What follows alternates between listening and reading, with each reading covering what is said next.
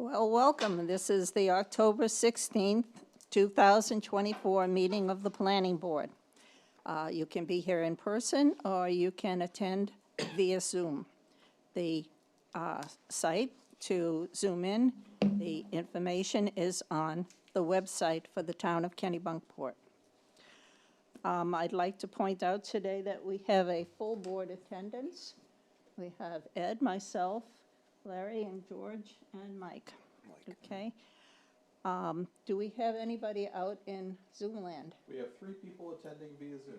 Okay, good. And the second item on the agenda is approval of the minutes. Did everybody get the minutes and have a chance to review them? Yes. Okay, I'll take a motion then. I would move to accept the minutes. I'll second that. Okay, Ed, Approve. I approve. Approve. Approve. Okay, minutes are approved. As far as the agenda tonight, we have 2 applicants that are not going to be here. One is 13 Cleves, has withdrawn their application. And the applicant for 75 Turbot's Creek is not going to be here, and we have to decide whether we're going to hold a public hearing, and we'll do that when we come to the application. Other site plans have been continued at the request of applicants, so I'll take up the one that is first on the agenda, and that's 240-701, 135 Ocean Avenue. And I believe the agent there is Dan Poirier? You're close. Oh, okay, thank you. All right. So this is a continued initial review.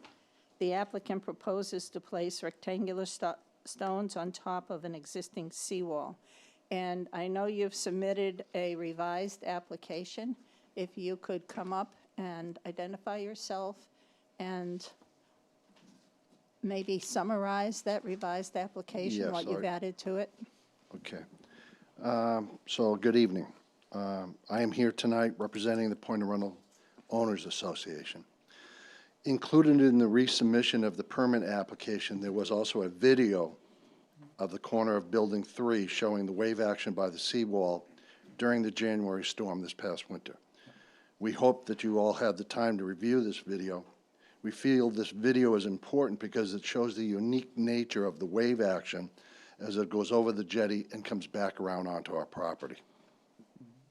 I have printed out and reviewed the planning board minutes from August 7th. I believe we have corrected and addressed the issues and concern brought up during that meeting.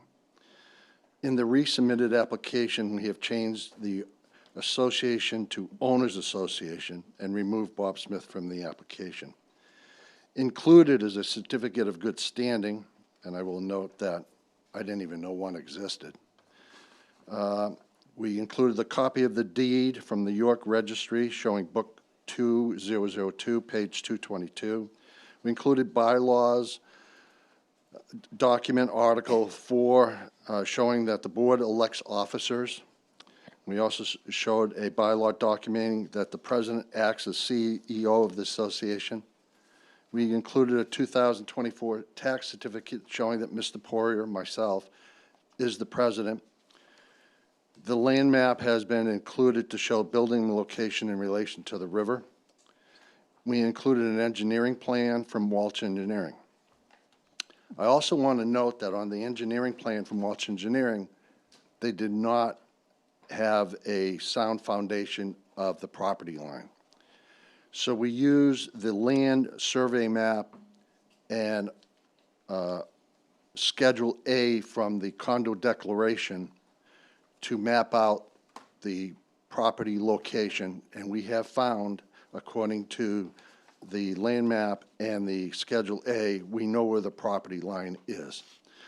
So I noticed, I received tonight at 5 o'clock some concerns in the memorandum from the town of Kennebunkport, from Galen, and I noticed in one of those things, I didn't have that much time to review it, but I did notice in there that there was a comment about the Welch engineering plan being modified. And the reason that, and if I didn't do it correctly, I apologize, but the reason that I modified that very clearly is, when Walsh Engineering did the plan, they had the placement of the new stone walls going around the corner, and that is not our property. So when I took the engineering plan, I just lined out so that the stones actually end where our property is and not extended around the corner, which is not our property, that is federal government property.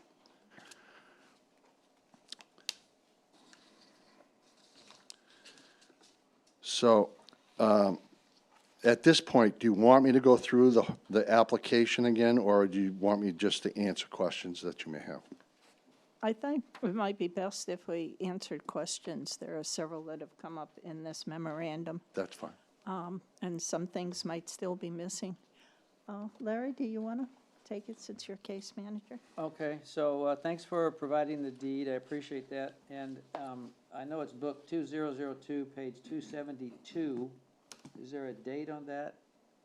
I mean, you know, maybe you could just, It's 1973. 1973. Okay. Then I did notice that the drawings from Walsh Engineering, and like you said, that deleted the portion that you say is on federal lands, but apparently Walsh thinks that's necessary to get the wall to perform as you intend. So, you know, I really think you need to go back and discuss this with Walsh, because they're not gonna propose something they don't need, right? So there might be another solution to avoid trying to extend the wall onto federal land that they could propose that could do what you wanted to do. In fact, I did enjoy your video, very descriptive, thank you for that. Compelling, yeah. And that was, you know, you could see what's going on there a little bit, and I could see the wash coming in. Even though your property is higher than the FEMA flood maps indicate, the interaction between the high tide and the river outflow created a wave that then washed onto your property. So that's kind of an unusual situation. Nevertheless, I really think it'd be much better if you worked with Walsh for them to come up with a solution that avoids putting anything on the federal land. And when you do that, maybe you could look at the FEMA maps and show the elevations, you know, the topo, put some topo lines on there just so we have a better feel for what the elevations of the actual property are. And that's all available. They'll have all this info. I mean, they've got, Walsh will have it. Walsh should have Yeah. the info. If you could just go back to them and ask them for topo lines and a solution that avoids, you know, needing the federal property, I think it'll work out better for everybody. Can I just amplify what you're saying? Yeah. Just to say it another way, that I think we're looking for an engineering signed-off solution in Yeah. order to prove it. And you're so close, but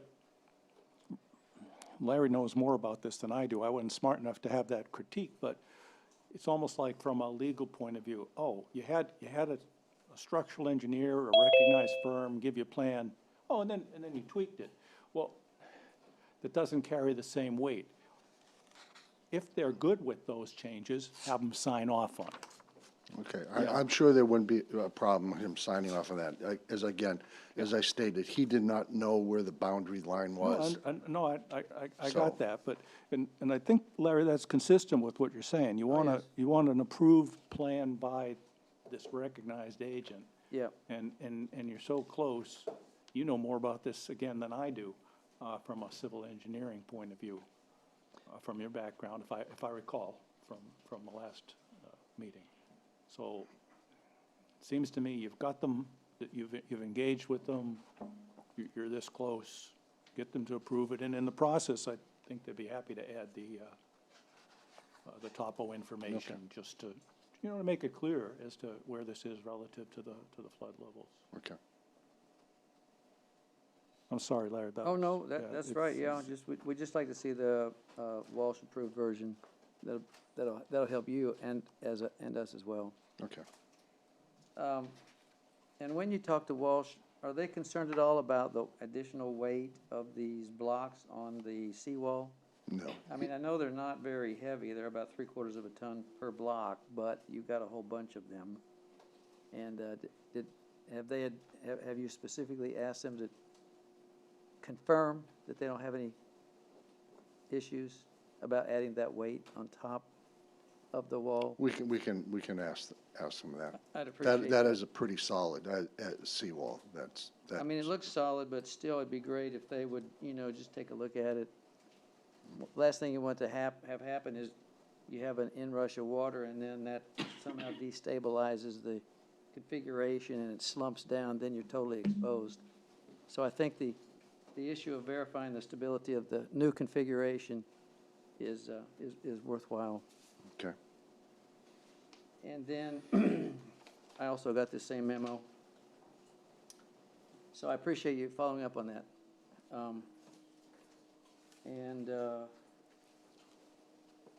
Then there's some questions about the,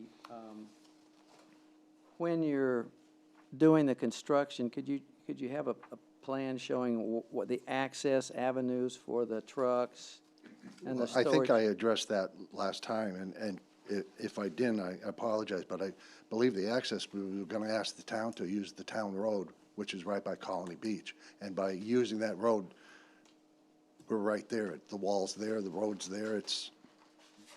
And then where's your storage area? Where's your? We're not going to store them. He's going to bring them in and put them down. Going to bring them in on a truck and you. Yep. So you'll have some crane out there. Correct. Okay, I don't know, is there any issues with using the town road? I mean, do they need some permit to do that for this construction project? The only thing again, we can take a walk out there. It looks like there's an existing rock wall that's Yeah. on that side. Oh, yeah. So I don't know how they're going to, unless they're going down further, that's, I don't know if it's a rock wall versus just really big rocks, yeah. a collection of them. Yep. It's, Those rocks are way past where we're going to be putting the wall. It's 10 to 20 feet farther down. That's on the federal property, and they put those big rocks in. When they redid the jetty 2 years ago, they put those big rocks in.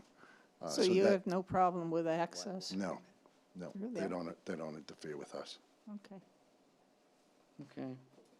An updated survey would have been preferable, that you could see what's existing on the property and know that they have an access clearance to get in. There is no obstructions there. I'm just going off what the Land's End survey that they had submitted with the application. And there's a road of rocks that go from the water body up to, I believe it's about building 2 of the property. Yeah, those row of rocks are about 3 inches high. Okay.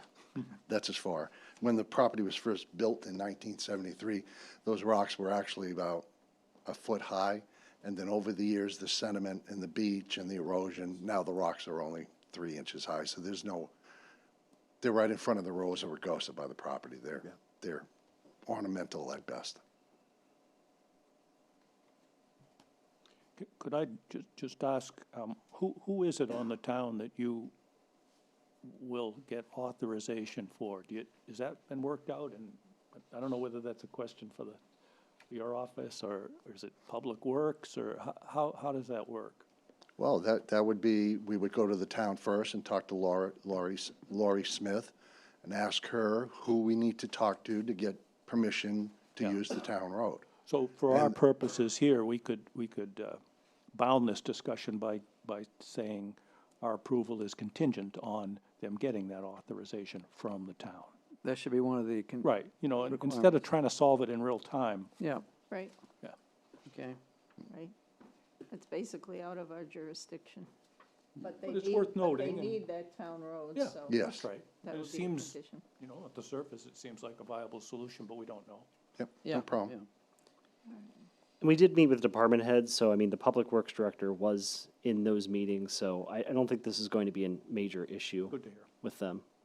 Okay, so it'd be nice to have that, though. Yep. And, let's see, okay.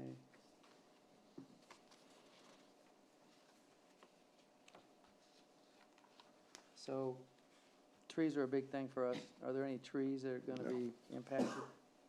No? No trees. And I think that should be a waiver. Since there are no trees impacted, you could just ask for a waiver on that. Okay. So we'll ask for a waiver. And that's a submission waiver, Yeah, submission, not performance. and we wouldn't have any problem granting that, would we? No, Okay. okay. All right.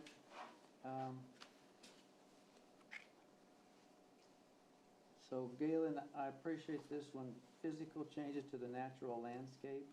Talk to the professional engineer to determine if the standards, what is the? Yep, that just needs to be a statement from a professional engineer licensed in the state of Maine that just stipulates that the proposed improvements are not going to cause an impact to the flood hazard area, and they would need to request a LOMAR. So that would not, it shouldn't be very hard if he's talking to Walsh Engineering to get that. Should be able to. Yep, just a letter, that's all it says. That would be great. Yep. And then I would also recommend that we receive full set of plans for the engineered revisions that are done. That way you have a full set you can Oh, actually yeah, see. yeah, we'd like to see the Yep. full set of plans, sure. Does that make sense? Yep. So, well, I think that does it for me. If you'll, key things would be to work with Walsh to resolve these outstanding issues, provide the plans, and then, So if I, correct me if I'm wrong, so we've resolved 90% of the issues that were here before.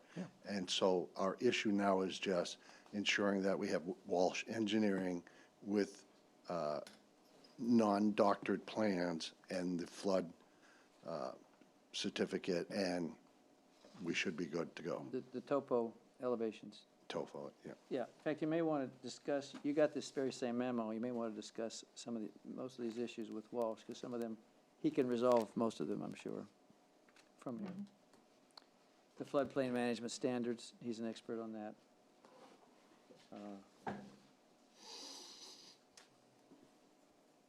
I think there's some waivers that are needed, Yeah, basically. There's no excavation going on, you're just adding in rocks. Thanks. That's correct. 2, 3, 4. I count 5, Nina. 5 waivers, 6, excuse me. 6 if you include the trees, Yeah, okay. yeah.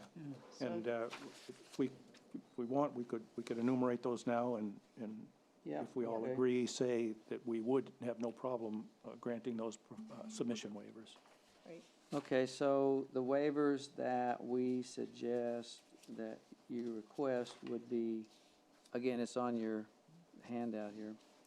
Improvements such as roads, curbs, bumpers, and sidewalks shall be indicated with cross-section, design details and dimensions. So we suggest to request a waiver on that. We don't think we need that. Don't need it. Okay. Location and design of existing and proposed stormwater systems and sanitary waste disposal systems and potable water supply and methods of solid waste storage and disposal. Don't need that.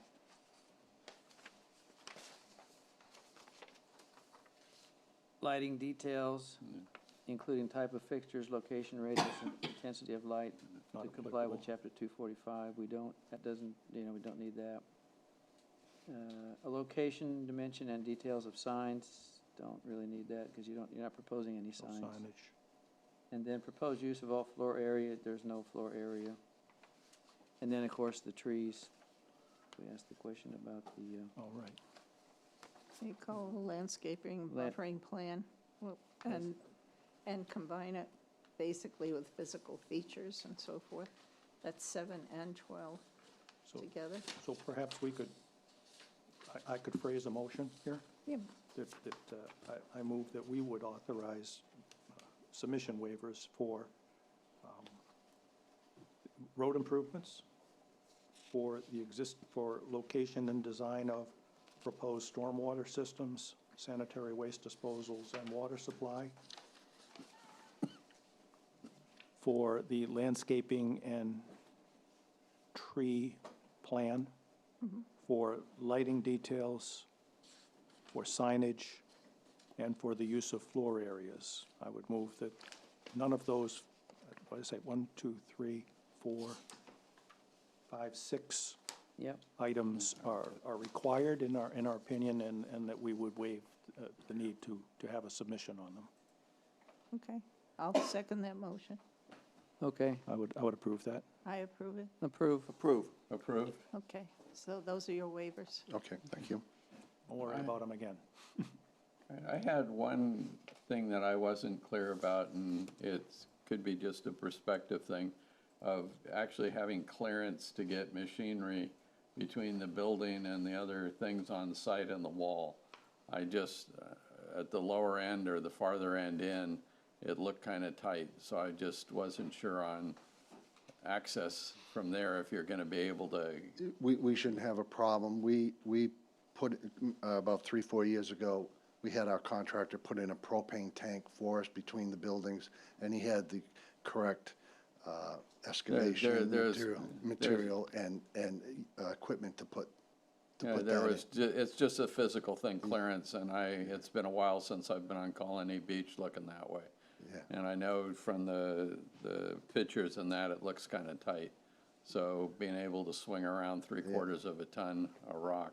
Yeah, and we've stack had it. our contractor out, and he says there's, George is good? yeah, he's good with it. Okay. I love that. Okay. Anybody else? Comments? Okay. You want to make a motion then that this is complete? No, I move that we continue the public hearing until we get the updated drawings. I'd like to see You're saying, It's But an it's not initial complete. review. So, it's not really complete yet, that's what I okay. think. So you want to continue the initial you review? want to see the review. signed off by Walsh Engineering We'd- plans? We'd like to see that. We didn't open a public hearing? No, No. No, we haven't Still- approved, Got it. we haven't said it's complete yet. Yeah. So, yeah. Okay, so we can, it'll be complete when we get the updated information from Walsh. And you'd want that 7 days prior to the meeting? That'd be Just send that. nice, but, yeah. Yeah. Okay, well, so when we come back, do you need all of this again, or do you just need what you're requesting? Yeah, just the plans would be enough, I think. Good, because I'm tired of making all these copies. And, you don't don't blame have you. to do Yep. this again. We have it in the record, so. Okay, and, Appreciate that. and then on this memo here that you received from Galen, if you could just go through and, to look at the ones that say condition pending, if you want to add any information, that would be useful. okay, Just description. all right, Yeah, Good deal. all set? thank you. Okay. All right, Appreciate it. thank you. Good job. Thank you very much. Okay.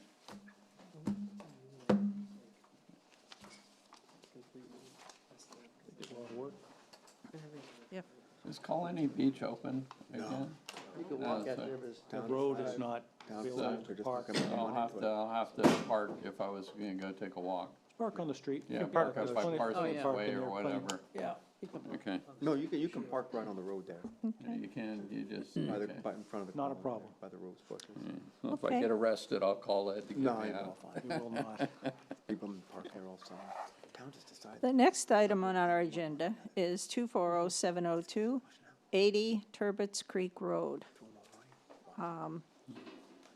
And I'm not sure which agent is handling this. Vincent from TF Moran. Vincent, okay. That's correct. Rigagliano, Yeah? okay. That'd be good, yeah. Yeah, I grew up in an Italian There you Jewish go. neighborhood, so. Someone whoever said last time, Irish. I did. That was He was, Okay.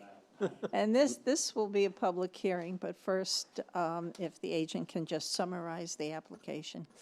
Sure, absolutely. Again, just to put on record, Vincent from TF Moran. So this project is, a house was demolished from a storm last January. There's really nothing left today, just besides a couple foundation piles that are toppled over. And we request to rebuild this property and the exact in-kind as it was before, to the best of our ability. And it'll also be raised higher, 2 feet above FEMA flood zone requirements, to meet local ordinances. Yeah, that is it. Okay? All right, any comments from the board? No, okay. In that case, I'll open the public hearing. Is there anyone present who wants to speak? No? Anybody out? No hands raised on Zoom. Okay. Well, if there are no comments, then I will close the public hearing, and I'll take a motion that the application is approved. Yeah, so moved, Second, approved. approved? Approve. Approved. Approved. Okay. Then all we need now is basically findings of fact, and I think Ed probably has that. Those ready. are available, they're the item after this listed on the agenda. That's right, and it will be read after the next item. Great. Thank you all for your time. And you don't have to stay for that, Yeah. as exciting as it is. We'll have copies available tomorrow, once they read the finding of facts, so you can stop on in. Okay, on the Friday. next item on the agenda is Friday. 240-901, 75 Turbots Creek Road. And the agent basically cannot be here tonight, so the question is, are we going to have a public hearing?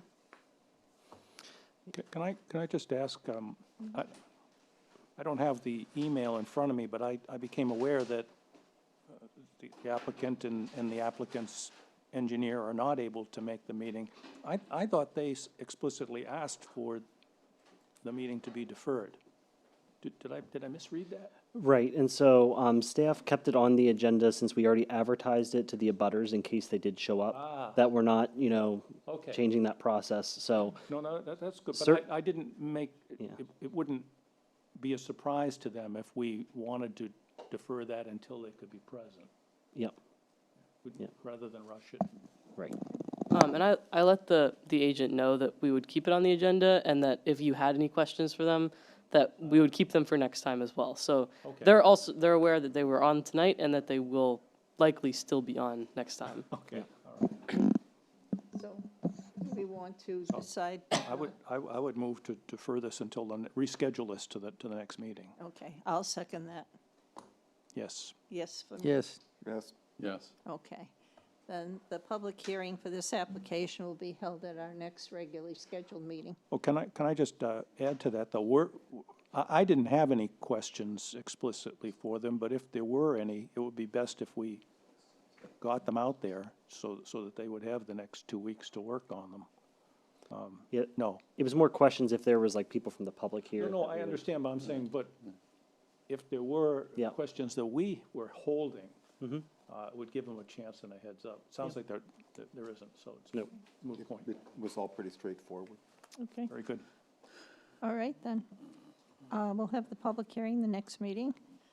In that case, we come back to 240-702, 80 Turbots Creek, and this is the findings of fact. So I'll read this into the record. The Kennebunkport Planning Board, findings of fact and decision in the application of 80 Turbots Creek Trust, Sarin V. Lowen is the, Lowen, I believe is how it's pronounced. 80 Turbots Creek Road in Kennebunkport, Maine, 04046. Following site plan reviews pursuant to the Kennebunkport Land Use Ordinance held on the 7th of August and the 2nd and 16th tonight of October, and a public hearing held on 16th of October, 2024, the Kennebunkport Planning Board makes the following findings of fact and conclusions and renders the following decision subject to the conditions enumerated below. Findings of fact are as follows. 1, the applicant and owner of record is 80 Turbots Creek Trust, Sarah V. Lown, trustee, with a mailing address of 2 Acorn Circle in Kennebunkport, Maine, 04046. 2, the property has a street address of 80 Turbots Creek Road, Kennebunkport, Maine, 04046. 3, the property is identified as map 21, block 4, lot 4 on the municipal tax assessor's maps.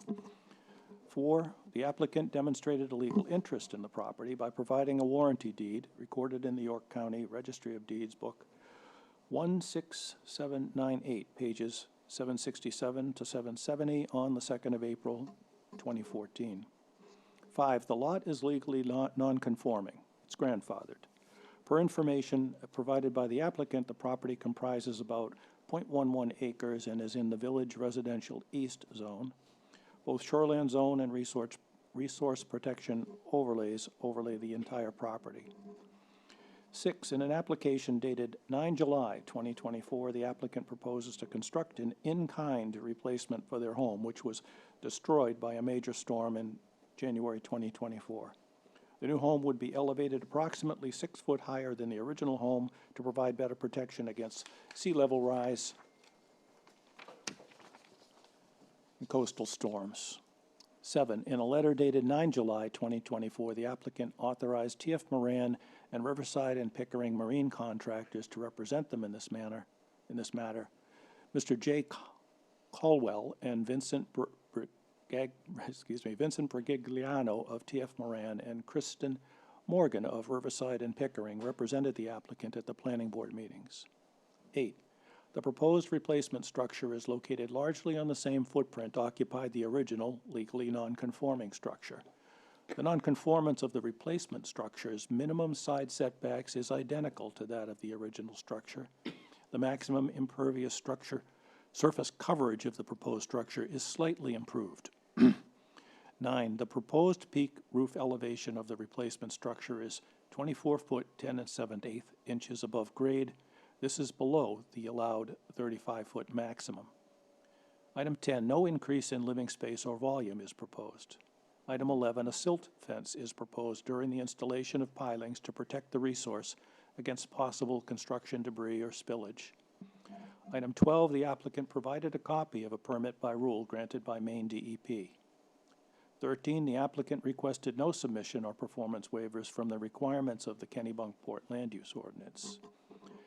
14, pursuant to the requirements of Article 1010A of the Land Use Ordinance, Guidelines for Decision, the Planning Board shall approve a site plan application unless it makes a negative finding on one or more of the following identified findings which would otherwise compel denial.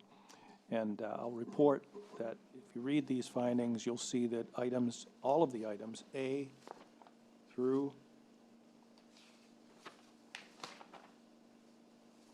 P, are either yes or not applicable.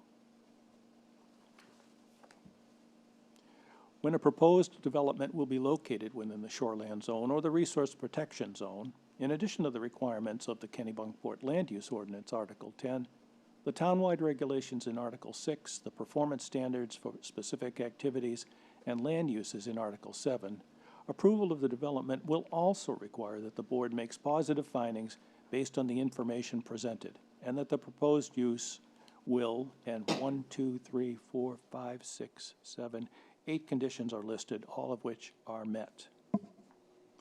Any negative findings by the board meets the application has been denied. The application is otherwise complete.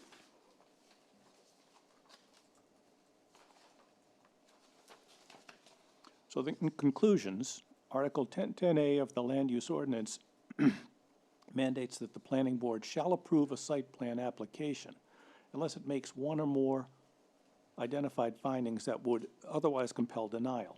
And as noted above, the board makes no such findings. Our decision is that the site plan application identified above is hereby approved. With these conditions, the conditions of approval, if any, are pursuant to Article 10.11 and 10.12E. 1, the applicant, pursuant to 10.12E, shall notify the planning board prior to any transfer of rights to construct an approved project. 2, the applicant must record a copy of this decision and provide proof of such recordation in the York County Registry of Deeds before any permits may issue or before any construction activity may commence. And 3, the applicant shall comply with all the terms and conditions of the Town of Kennebunkport ordinances, dated 16 October 2024. I'll make a motion to approve the findings of fact. I'll second that. Approved? I approve. Approve. Approve. Approved. I'll sign these and pass them down.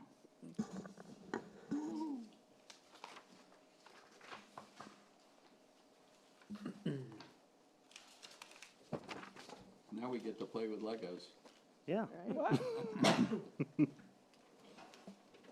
Is that on the agenda? It is. Show and tell. It's a PowerPoint, and and Lego discussion, All right. so. Oh, and And PowerPoint. you guys are in for a treat. You guys did such a More. great There's more. job. Oh, God. We get porous bricks again? That's on permanent display at the code. It is. Is it AI? Yeah, Oh. right. Will be. You good? Thank you both. Thank you. Good night. Take care.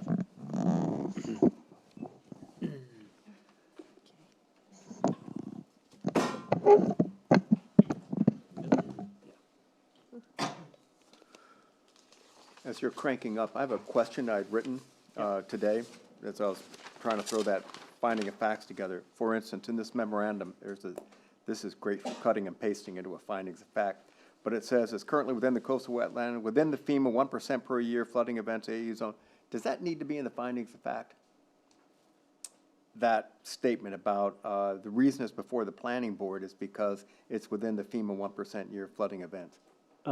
You can, because that is what's triggering the review process. Okay. So that's a fact of the case, in case people And do there just. is there a citation that goes along with that? The question was raised. I asked that when, in my Yeah. review comments, because I can't find this requirement requiring planning board site plan review in the ordinance for this reason. I do see that there's related reasons, that if it's for a structure that is beyond the high water mark or this type of thing, but this statement here, that says when you have a structure within the FEMA 1% per year flooding events within the AE zone, that requires planning board site review. So. Where is that coming from? So your ordinance stipulates that anything that's in resource protection is considered in the 1% of the flood hazard area. And so one of that's the what's reasons triggering. The entire Yep, category. yep. Yes. And that requires review by the planning board if that development takes place in the resource protection. So you're saying the fact that it's in a resource protection Yep. zone Yep. requires Yep. structure? Yeah. Yep, That's there you go. That's Yep. what we gotta look for. Okay. It's, And this is a specific tie to why it's in resource Right. protection. Yep, that's why. Got it. Yep. We like to give you the facts of what the elevation is, so that way you're not looking No, for it's it. extremely but- helpful. It is. Oh, yeah. I don't know if you've seen on the, also want to give you an update that if you go on the town's GIS mapping, the layers section, there's now the FEMA elevations are there. Yes, there are. Live. So that's good for planners and good for, the applicants, that they don't have to go to the state website or federal. It's now lock and loaded right on your town GIS. Yeah, which version is it? Yeah, The one that's adopted in current. got it. Yep. So we want to take a little bit of time tonight. We have a PowerPoint presentation for you. We did this presentation in front of the Growth Planning Committee, and we're doing this to a lot of other subsidiary committees that have some sort of impact with land use ordinance changes. So we were at the Climate Resiliency. We're going to try to plan to be with the Beach Advisory Committee. But of course, the Planning Board deals a heavy brunt of land use ordinance interpretation and discussion. And so we wanted to keep you all in the loops of what's being discussed at the Growth Planning Committee level, since this will eventually bubble up to the Board of Selectmen. So I'll move to the next slide. And so what we're trying to do here is educate the public on what the process is for making a land use ordinance change. And so we get citizen and stakeholder ideas and feedback throughout the year. Town staff research and draft some of the language. It goes to the Growth Planning Committee for their review and amendment with public feedback. The Growth Planning Committee then sends this language to the Board of Selectmen for their review and public feedback. And there's also other hearing processes which we'll go into where the planning board gets involved. And then you'll see that the solicitor also gets in the review of the final language that the Board of Selectmen is fine with, to make sure we're in compliance legally with the state. Yes. I think you're missing something. Yep. When state statutes change, Yep. it's not just feedback to staff and select board from citizens and so forth. It's also state statutes sometimes require Yep. land use changes. Yep. It does happen. So, and you're going to see some of those changes tonight. We're going to discuss. But yes, that's it. I try to keep it as broad-based as possible. Stakeholder is a very large term for DEP, legislature, Planning board, you know, when you guys find things, irregularities between things, we keep note. out to the public, I don't think they understand what a stakeholder is. Okay, I think you need to clarify a little bit okay, as you're talking about it, you can do that. certainly we can do that. So the next slide, again, you're all very familiar with the process. This is just for the public. We're trying to encourage people, you know, this is the really where you need to go to provide your feedback to the town if you want to see changes made to the draft language that's being in front of them. So again, we always put here at the very beginning, feedback to staff and the select board throughout the year. That's where a lot of ideas come from, is from the citizens on what they'd like to see changed. That's where it should come from. It should come from organically through the process, from, you know, Board of Selectmen, from the planning board that have ideas that need to be changed. So then we have the next bubble, which is the Growth Planning Committee. So they're starting their meetings now. They just received the draft language, and they have until December to submit a draft language to the Board of Selectmen to make the June ballot. That's something that's required in our town requirements for reviewing ordinances. So they're busy at work right now, and so what I'm trying to encourage people is to go to the Growth Planning Committee meetings. They meet twice a month. Right now, it's the 2nd and 4th, and we have the agendas online, so feel free to go to those meetings and share your support or ideas moving forward. And then you'll see that the Select Board has their public hearings, so they at least have 4 of them. So that's 2 months of meetings that they will just have a public, it'll be on the Board of Selectmen agenda. They will just say, public hearing, anyone want to talk about it? Public hearing, anyone want to talk about it? And after they get that feedback, they will hold a joint planning board, Board of Selectmen, and GPC public hearing in February 2025. The reason for this is a state statutory requirement. If we make changes to land use ordinances, which are zoning related, the planning board has to be present at that one hearing. GPC is a little bit different from other towns. The planning board has designated the GPC to be their designee to review land use ordinance changes, to make it consistent with the comprehensive plan. And so that's why they're at the meeting as well. And the Board of Selectmen, as the legislative body, they also have to be part of that public hearing process. So because we're on a tight time constraint with getting this ready for the ballot and for warrant, that is the final public hearing before they send it to the warrant, and then it goes for public participation-wise, it's the June ballot for vote. So that's a quick snapshot of the public participation process for the town of Kennebunkport to adopt a land use ordinance change. Any questions on that section? Well, there are other committees that weigh in and have some changes that they want that would change the land use ordinance. For example, I know the Shade Tree Committee has put together a new ordinance. Yep. Tree ordinance. Yep. And I believe John has submitted that to the Board of Selectmen. Yep. And so they would probably want to be present when land use changes. Yep, we were going to schedule a time to, again, we can go over this PowerPoint presentation with them as well. Separate ordinances don't have such a restrictive requirement. I think that's what you're referring to with the Shade Tree Committee. If they create a separate ordinance that's not part of the land use ordinance, it's not as a rigorous process. This is a state statutory requirement we have to go through. But like, I know I'm talking to the lighting committee. They have ordinance changes they like to make to the exterior lighting ordinance. That doesn't require this extensive review process, and it shouldn't. No, this is But it could involve changes in the land use ordinance. possibly, yep. And so we're trying to, again, educate these different subcommittees that if they want to make any changes in the land use ordinance, come to the GPC meeting and let's make these changes. So that's what we're requesting of folks moving forward. Any other questions on that before I get into the technical weeds of things? Yes, I have a comment with the process, Galen. Mhm. I see that we have a joint meeting in February 2025, Yep. including the planning board. Yep. One of the things I remember from my career is that in order to get consensus at the end, you need to incorporate involve the people that are going to be, ask for consensus at the end, you need to involve them early. Yep. If I recall, the phrase was bring the future to the present. Basically get stakeholder buy-in up front.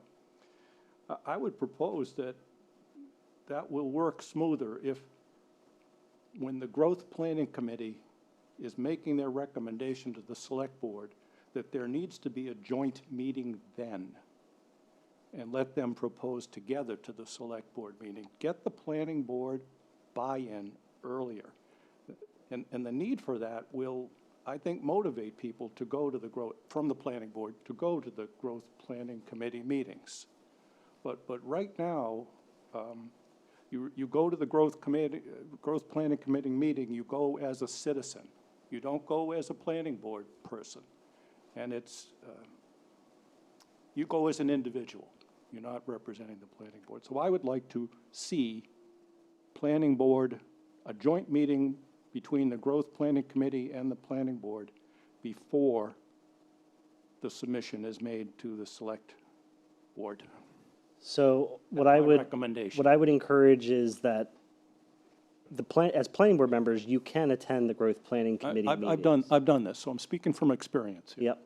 Okay, I Yep. did this during the LD 2003, and Yep. it was a difficult experience. Mm-hmm. But it carries more weight if we have the representation of the planning board. A joint meeting at the end, At the end.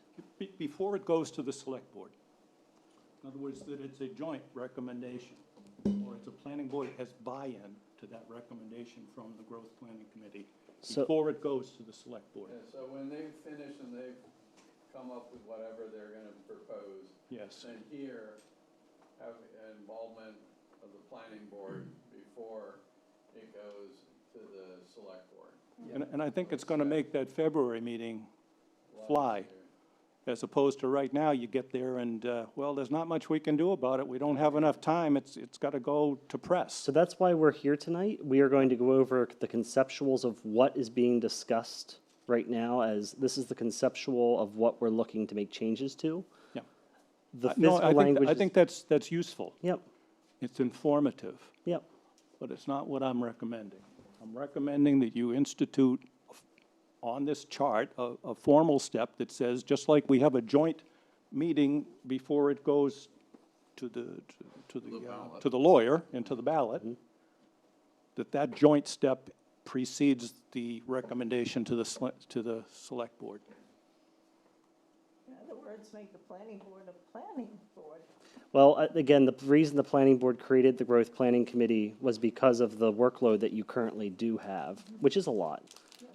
Certainly, I will look at planning some sort of way that we can have a mechanism of You see, feedback. the growth planning committee doesn't see things that we see every day. And Absolutely, and yep. People's opinions and so forth.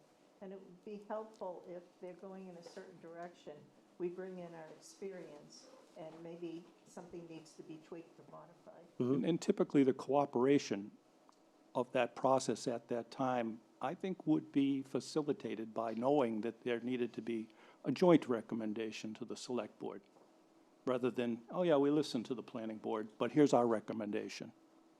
I think it should be a joint recommendation, if you want it to fly at the end, when there's a requirement for a joint meeting. Just my 2 cents. Yep. Yeah, I have to agree with Ed. Too often we're presented with something here, approve this, and that's the first time we see it. We had no input to begin with. And some of this stuff is nuanced, is, you know, and then I think the work that you're proposing to do, that you're doing here, and the discussion we're having tonight is all very useful and helpful for us to understand those nuances and maybe to influence them. I'm not saying that what I'm proposing would take the place of that at all. It's just that it would take advantage of what we're doing here and hopefully grease the skids. And if there's a problem, then better know it 2 months earlier than in February. So again, I think I'm going off what past practice has been. And that's what I'm trying to, that's why we're here tonight. I'm trying to, again, educate and explain, this is what we're trying to do conceptually to make changes. That way you're not caught off guard moving forward. No, and I think that's good. Yep. Maybe I'm wrong. I thought you were looking for some feedback as to how we might prefer to see some modifications to this. If this is a done deed, then I understand that. We have seen that in the. Yeah, I'm following past practice, but certainly I do want your feedback because you do have institutional knowledge and you've seen the projects that have come before and know what the changes Right. can possibly impact. that. I'm just, Yep. I see it as a best management practice. Yep. To involve the people that need to sign off on this later and say, yeah, no, everybody nod and say, Yep. yeah, we support this. Involve them earlier Yep, in a meaningful way. Not just on, oh, by the way, we told them what we were doing. yep. So I'll go into a little bit So to, hang on, so Yep. while we're looking at this, one thing that would really help me is another little box saying the document, the proposed changes are prepared when, how many weeks ahead of the growth planning committee meeting? The draft. The draft. Mhm. And then how many days before the select board is the revised draft? And I guess it's set in concrete there, really. yeah, right now it's in October, they're reviewing it. Okay, The but I draft. think it would be really useful to show, to include when the document, when the changes are available. What month? So again, what this. How many weeks ahead of the meetings? What this was illustrating was just, this is where the opportunity for the public to participate through the ordinance-making process. Still, but you could review what? Review the changes, right? Yep, just to give feedback and to So I think it'd be provide. useful to show when those changes are gonna be at first available, and then if they're ever revised before the vote, at what stages. So that would really help me a lot with the draft, the final, the revised, the final revised. Okay? If you go back to that other slide. So, right there is the final revised And is the when, and Board when of is Selectmen. that? See, so when, what is the Yep. date on that? I'd how have to far- ask the town solicitor. How far ahead of the growth planning committee meeting does that occur? Yeah, the growth, yeah. So we make revisions throughout, we keep a list of things that we know, from a staff perspective, from code enforcement perspective, there were things that need to be changed. And when we hear things from people, we keep a list. Okay. And so we've been drafting that since probably August. Okay. We've been so- working on so how- drafting this but- language. But that's my point. So Yep. if you could say it's available 1 month before the meeting, and then it's revised, how many weeks ahead of the meetings are the, is the document available?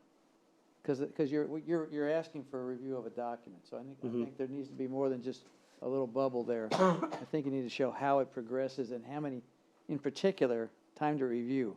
Because the last thing you want somebody to do is show up at the meeting and that's the first time they see the document. I mean, we've been asked to, see a document and approve it in one meeting. That's not really helpful. So if you could show how the document gets handed off in it and how many weeks ahead of the various reviews and approval meetings, I think that'd be very useful, Timeline. the timeline. Okay. Can I ask a little question? I may have misheard something. The growth planning committee was created by the Planning board. planning board. No, I don't think we did that. No. I think the Board of Selectmen. Well, then I guess the Board of Selectmen. Yeah, yeah, Board of Yeah. Selectmen. Yeah, because I thought, we get to wield a little power here. Yeah. And I think created it a was board? Created in large part because of the need Right, by the but state. created to by have the a Board of 10-year update to our Yeah. growth plan. But created by the select Yeah. board. Yeah, Okay. yeah, and that was their original and. So there are other. That's the reason we don't actually plan anything. Well, so municipalities can decide how they want to designate this. Kennebunkport has decided this is the way they want to operate. Other planning boards maybe don't have as much activity, or they don't require review of such extensive reviews Yeah. for things. They don't have those. And so they have more time to do comprehensive plan or, municipal zoning ordinance changes. It's just, this is the way that Thank the you. town's set up. And Yep. we rebuild rock walls. No, I Yep. think all that's good. Again. Yep, that's fine. As long as we, can be involved a little earlier than I just thought if we could create boards, when it's time to sign off on it at the end. Let's- I think there's a mechanism for doing that. let's Yep. have an agenda item where we get to create some boards Oh, because we feel. So, Okay, so can we say that there's at least a 2-week review period of a document before any of the meetings? Can you just write that in a big note there if you don't want to show the stages? so, I mean, the Growth Planning Committee received the information this week, so they're gonna be reviewing it next week. When do we get it? You can go to that meeting is when Yeah. you get it. Right now, we don't get it until February. We'll put it on the town website, that way people can see this is the document. As a board, Yep. our formal involvement right now is not required until the very end of the process. And Well, I'm can't we get- suggesting that we- can't- The town designated that Can review we- to the. Can we get a courtesy copy when you send it to the Growth Planning Committee, send it to us at the same time? I can certainly send you a copy. That would be I just really put a- helpful, because I know I'm not gonna remember to check the Growth Planning website. That's not gonna happen. A But if you folder, send me a something, folder I'll in the review it. SharePoint site, and just when there's a version ready, drop it there, we get notified, we can go have a lookie. Or not, yeah. Yeah, a courtesy copy would be really helpful. Thank you. I appreciate it. Okay, so I will move on. So this is a summary of the problems and solutions that we're trying to address with these land use ordinance changes. So we noticed one of the first ones, it's the primary one, is our land use ordinance standards are conflicting or they are impeding with climate resiliency efforts. So you're going to see that in how we're addressing stormwater management, how we are addressing new development or raising structures that are currently having problems with lot coverage requirements or setback requirements because of non-conforming lot status. You will also notice that outdated shoreland zoning. So we have not updated our shoreland zoning to address Chapter 1000, which is Maine DEP's model guidance for shoreland zoning ordinance that towns should be looking to review and update. There are specific provisions about storm and hazard trees and replanting requirements that are missing in our current shoreland zoning. So we're again updating that to be in compliance with the state. We are also addressing land use ordinance conflicts where there are things that we've noticed, especially with planning board. We've noticed there were times where there were conflicts in our land use ordinance regulations and subdivision regulations. And so you're going to see a little bit of that as we progress forward.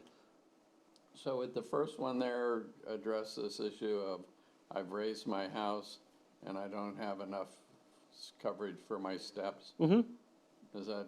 Yep, we're going to go over all that. Or I can Okay, only raise so my that- house. Yep, I'm so glad there's a committee looking at this and it's not us. yep. Oh, yeah. Okay. We can throw specs. So this is just a small breakdown of the overarching changes that we've made. So as you can see, the biggest section that has been changed is we've added language to existing sections. This is mostly to maintain conformity with state statutes like Nina brought up earlier. And when we've needed to add some things in that help clarify the ordinance language for our department, you guys obviously work a lot with the land use ordinance, but the code enforcement officers and planning department also spend most of their time in the land use ordinance. So there are some parts that we've definitely noticed are lacking that needed some additional language to just help with clarification for the code enforcement department. And then there's a lot of language in here that's increasing protections in the shoreland and resource protection zones. And a lot of that is also lining up with state statute. They kind of go together. Chapter 1000 has updates, and so we update our land use ordinance. So that's just kind of an overarching view of what's going on. There's a couple new sections that have been added in, and those are mostly in shoreland zoning and nonconformity. So that's where, when you guys do see the language, that's where you'll see a lot of those new sections being added. Nadia, do you, in the process of the review so far, have you found any places where our ordinance is in conflict with the state statutes or with changes? Or is it mainly that there's some changes that haven't been and need to be incorporated?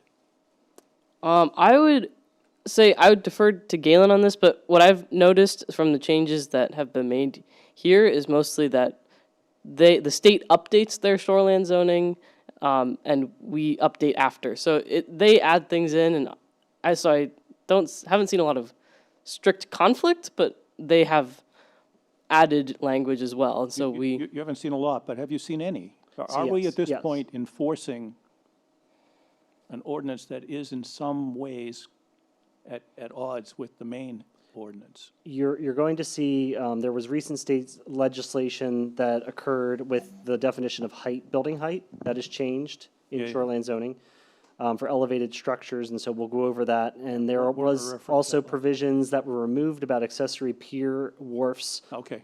So there was provisions that were outdated, and there's new provisions that we needed.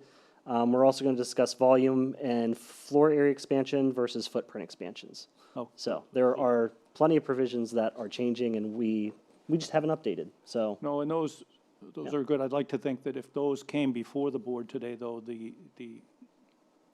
what may be nuanced differences would come to light, Yep, and we'd take those into account. yep. We wouldn't try to enforce something that was different. Unfortunately, we have to enforce what we've adopted. So that's the problem, that we need to update our language to start enforcing certain provisions that are not, that are in the chapter 1000, but we don't have them adopted. Yeah, we would have to Yep. send them to the variance board at this point. So, go to the next section. So this is part of our climate resiliency, increasing climate resiliency requirement. We have the first panel to your left. This is what I was discussing about state statute, how it changed the definition of height. And so we have our first little Lego set here for you to all review. And I'll let Nadia explain how the state definition of building height has changed. You have to exit. You want to zoom in on it? Yeah, zoom in on it. All right, stand by.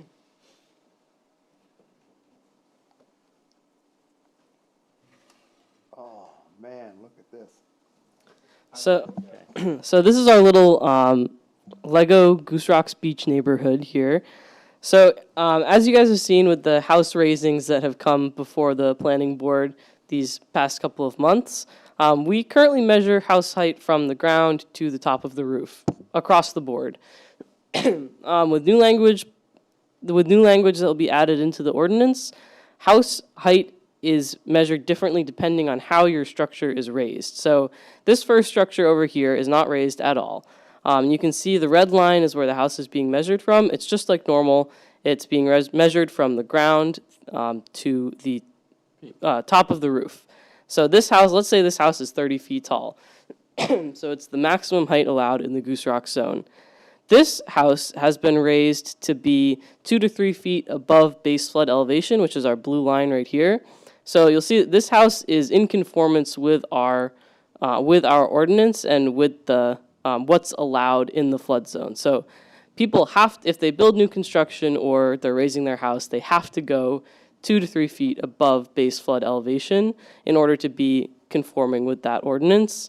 So these people have done what they have to do. So they are being measured from the sill of their house to the roof. So they are still being measured at 30 feet, even though they've raised their house up. This is a change to allow for people to have that resiliency without being penalized for the height of their existing home. So it's allowing people to raise their house in conformance with what's required in relation to the base flood elevation. So, But- that's from the seal? The sill of the house, so the bottom of the first floor, basically. So is this my bottom joists or whatever of the structure that's sitting on my pilings or my foundation? Yep, so, What we're, okay. yeah. The top of the pylons. Yeah, so it's not the floor, it's the top of the piling. Yep. Yeah. Okay, good, thank you. I'm sorry, the height measurement is from where? From the So from this, bottom of the sill to the peak of the roof? yes, that's correct. So it's basically being measured the exact same way as it was before, except the ground, With an in this amount case, is now, The amount that FEMA says it has to be above. yes, so that's that 2 to 3 Off the feet ground. above base flood elevation. So if you have a house and it's 20 feet tall and it's sitting on what we call the ground, and you raise it up 4 feet, you still have a 20-foot tall house. As long as you're not more than 3 feet above base flood More elevation. than 3 feet. So I can, if I'm 2 feet, I still have a 20-foot house. If I go 4 feet, So that we'll get, so that is our far left demonstration here. So this person raised their house, let's say 6 feet above base flood elevation. They are now going back to being measured from the ground to the top of the roof. So if they have a 30-foot house and this person raised their house 4 feet, now they're 2 feet above base flood elevation, they still, for all intents and purposes, have a 30-foot house. This person raised their house up 10 feet, they're now way above base flood elevation, they have a 40-foot house. Because they've raised their house higher than it needs to be raised to be in conformance. Why not just short them the amount? Why not still just measure it from 3 feet above the base flood elevation? Because they're not doing it in compliance with the floodplain management ordinance. They're going well above They're that. going above that, anticipating 20 years from now. Yep, and they can't do that under the state definition change. So what this will do is by adopting this change, as the flood hazard area continues to increase in elevation with sea level rise, theoretically, those houses will continue to be able to increase the height of their structure over time. Theoretically, those Yep. those houses are gonna have to come back and spend money again and again and again, as opposed to this guy on the right, who only had a 10-foot house. Yep, You're gonna prohibit him from yep. from anticipating that the sea level is gonna continue to rise. And just imagine the I'm having fun a hard- litigation is going to be with all the view easements there are. Well, that's, I'm yep. having a We don't get involved in that. I know. That's not the town. But there's a reason for a building height requirement, right? Like we have a reason for why we have building heights the way we do. A lot of it is with public safety in mind. Also, some of it is aesthetics. So, Goose Rock's beach area, that zone is 30 feet compared to more interior where it's 35 feet. And so there was an aesthetic reason as well that the town thought that was I necessary. apologize, I don't mean to argue it here, I think you've done a good job explaining it. Yep. Just so for point of understanding, these are, Nadia, you're describing these are the changes that we've made, but these are the changes you're proposing, isn't that, Yes, that's correct. yeah. They're proposed, but they are being made in conformance with what the state has adopted. So it's, Of course, So I did have one question on this. Could you just verify, but not right now, but, as I recall, the flood management ordinance requires the elevation of the floor of the first level, lowest level, to be 2 feet above the base flood elevation. So you're saying the top of the floor is the sill that you're referring to. Is that what you're saying? I believe it's the bottom of. Okay, so could you reconcile that, because the floodplain management talks about the elevation of the first floor being 2 feet above base flood elevation, and now you're talking about the bottom So- at the top of the piles. About So 3 if foot you, rather than if you could just, reconcile that and, clarify which one we need to be referring to in these applications. Isn't the sill where the doorway is? I don't know, we talked a minute ago about the sill being at the top of the piles, it's at the 8 by bottom 8 of the that's joist. sitting on the foundation. Yeah. It's the top of the pile is the So- bottom of the sill. So all my reference My is, all my references so far have been talking about the floor, top of the first, the bottom floor level. And that's different from, it could be different from the sill. I mean, the sill could be the entry, I'm not sure, but if you could just reconcile this language with with the floodplain management ordinance, that would help me. Maybe have a little sketch, Sure. So everyone explains the building height, they understand that. So the next, So hang on, so the Yep. top green dashed line is some kind of hypothetical line that's actually could be higher than the allowable height for that particular zone. Is that right? yeah, so I use this as an example. This illustration just shows that even if you had a existing structure, you might be able to elevate it well past the 2 to 3 foot line if you're going up to the 30 foot. So if a structure's only 20 foot, right, and you only need to elevate it by 3 feet, but you say, you know what, to Ed's point, I'm concerned about climate resiliency, you can increase to up to that 30-foot mark. Okay. All right. You can do that. Which is what 80 Turbits just did. Yeah. There's some that They do were that. okay with that on You this, can do that. It's just they're going to measure it from the existing contour up to the peak of the roof. Okay, as we just did. all right. But, yeah. Yep. If I've got a one-story house, Yep. and I want to make a two-story house, and I can still fit that height requirement and elevate it, I can do that, or is this just for increasing the elevation of an existing building? This is for existing non-conforming Just structures. existing non-conforming? Yep. Thank you. Yep. Anything else would have to follow the definition that you currently have, which is existing contour You up bet. to the top, Got it. the peak. And so you can see I used the green line there in the middle, if it's in the floodplain management ordinance, that they're using the building height as Yep. from that sill to the roof. So we'll explain that again better moving forward. The next illustration to your right, this is, you know, it looks kind of the same, but I'll walk you through the process. You know, this is our site plan layout. You'll see it's an existing non-conforming structure. The green line is your property line setbacks. And so you have the road there, the driveway, single-family home with a car. The first panel is before the elevation, and then after the elevation, we also have, you know, we have to access and egress. And so you'll see at the very bottom corners that the lot coverage has not changed, and that one of the stairs is actually within the setback. So we're just trying to illustrate that the language is now excluding stairs for elevating a structure from the lot line setbacks as well as lot coverage requirements. That make sense? Yep. Non-conforming elevation, not a rebuild. Yep. Thank you. The next illustration to your left, you'll notice that this is a policy discussion that the Growth Planning Committee has been having about stormwater.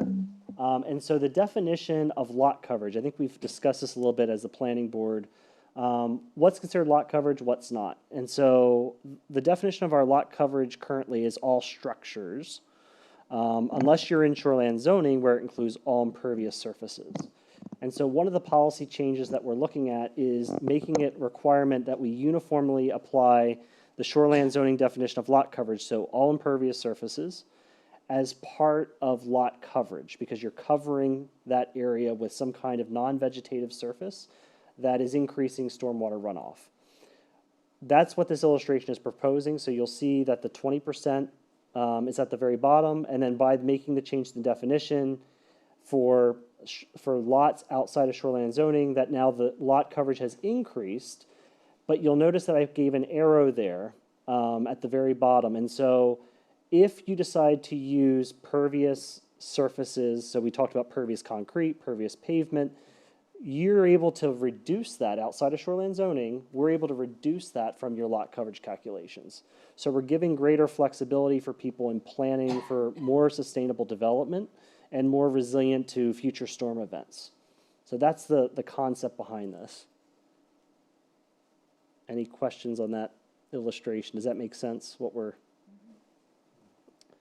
Next, this is one that was, again, with future stormwater impacts, emergency services responses. This is one where there was a conflict between our subdivision regs and our land use ordinance regs.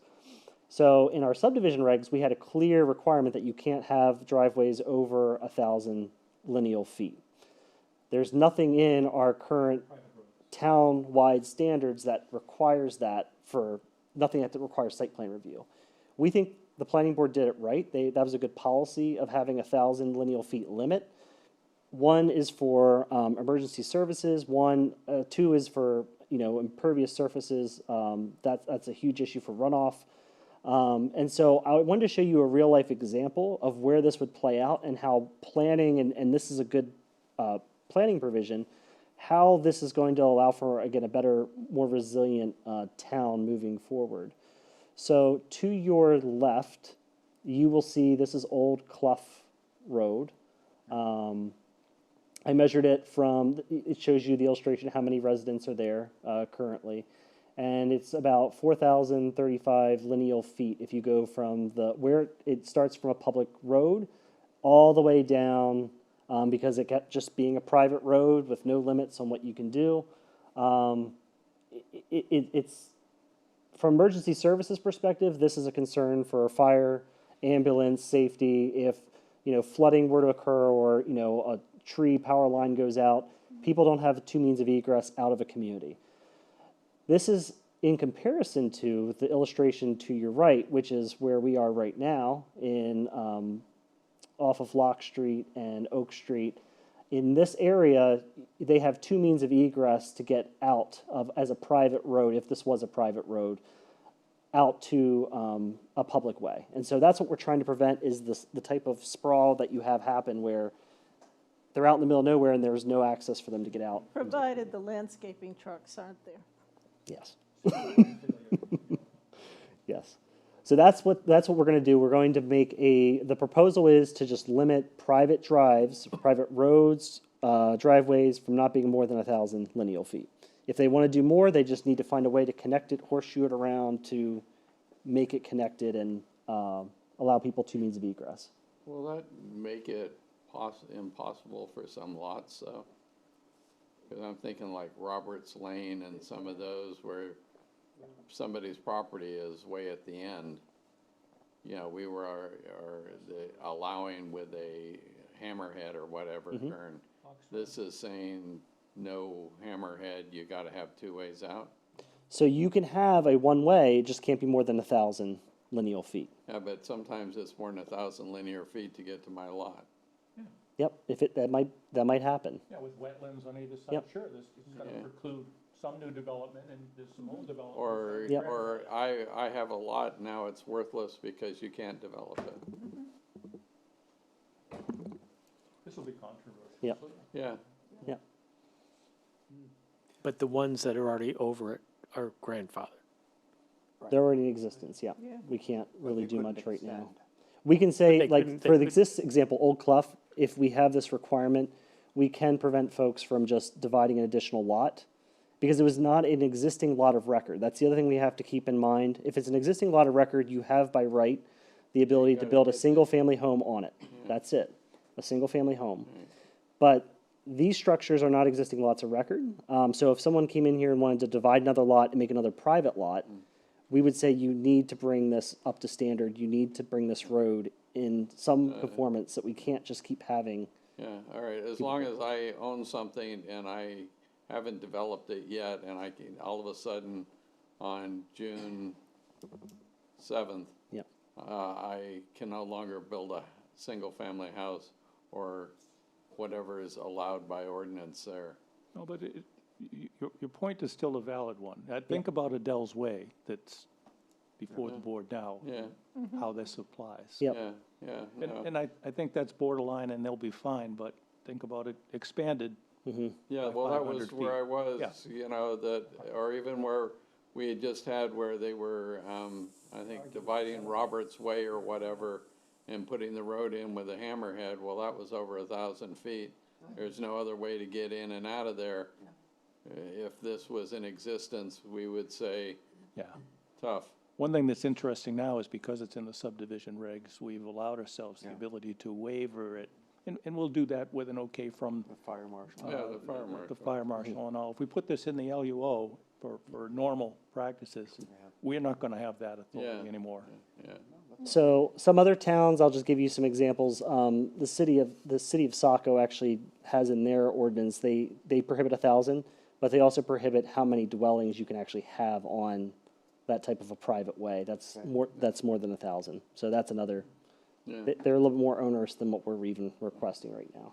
So again, this is a change, and it's gonna require more planning, on individuals to figure out, okay, I need to start connecting. But what you'll notice here is we have this problem, especially I think down at, I think Goose Rocks Beach area. When multiple roads get flooded, there is no means of egress for those individuals to get out. And so trying to make a more connected town is good planning sense, for emergency Well, service. no, out west, it was you needed two ways in and out because of fire. Yep, And Yeah. it could be It here. had nothing to do with flood, but when the whole thing lit up, you needed to be able to scat. yep. People don't think about fire around here No. much, but they really Old timers used to, the fire of 48. getting drier. Yeah. So that's that illustration. We'll move on to the next one. So this is your stormwater changes, sorry, not stormwater, this is your shoreline zoning changes, especially with replanting requirements. So you'll notice here, I gave an education for the growth planning committee, what's DBH? So that's the diameter breast height, which is measured at 4.5 feet from the root up to basically it's the midpoint of the trunk, and they measure what that size requirement is for replanting. You'll notice up there that we have seedlings. They have definition for what a sapling is, and then of course what a tree is, for what its size requirements are.